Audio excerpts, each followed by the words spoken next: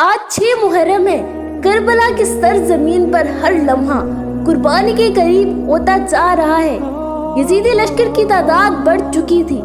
چاروں طرف سے پانی بند، ریت، دھوپ اور پیاس کا عذاب اہل بیت رضی تعالیٰ عنہ پر گہرا ہو رہا تھا۔ خیموں میں سناٹا، ماؤں کے لبوں پر دعائیں، بچوں کے چہروں پر پیاس کا نقوش۔ سیدہ زینب رضی تعالیٰ عنہ حوصلے کی پہچان، ایک ایک خاتون کو صبر کی تلقین کر رہی تھی۔ ان کے دل میں صرف ایک فکر تھی، کیا قافلے کی خواتین قید ہونے کے بعد بھی حجاب اور وقار محفوظ رکھ سکیں گی؟ اسی دن امام حسین رضی تعالیٰ عنہ نے اپنے اہل خانہ کو بلایا اور فرمایا، اگر تم میں سے کوئی جانا چاہے تو رات کے اندھیرے میں نکل جائے۔ دشمن مجھے چاہتا ہے، تم سب آزاد ہو۔ مگر کسی نے قدم پیچھے نہ ہٹایا۔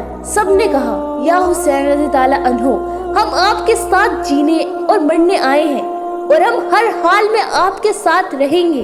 بچے پیاس سے بلک رہے تھے، لیکن دشمن سے پانی نہیں مانگتی تھی، کیونکہ حسین رضی تعالیٰ عنہ کا قافلہ جھکتا نہیں تھا۔ یہ قافلہ صرف حق پر چلنا جانتا تھا۔ 6 محرم ہمیں یاد دلاتی ہے کہ وفا، صبر، غیرت اور حق پر قائم رہنا سب سے بڑی عبادت ہے۔